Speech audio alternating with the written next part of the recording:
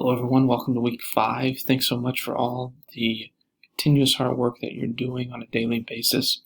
I think in general, you're doing a great job, and I hope you had a good holiday week. So this is just a check-in to go over what's in week 5, and I'm sorry that there's 2 folders, so when you click on week 5 module, you'll see 2 folders.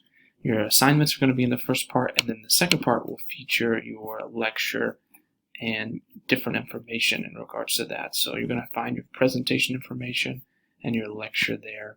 But in regards to your submitting your resume, I'm hoping you already have one kind of pre-populated and ready to go. Do your best on creating that and kind of go over the features that I put in the information during the week's modules. And I'm going to give you tips and tricks in relation to what you submit. So I'm looking forward to seeing what you have. Make sure that's submitted by Sunday in the day, and then also make sure to keep up with your week review.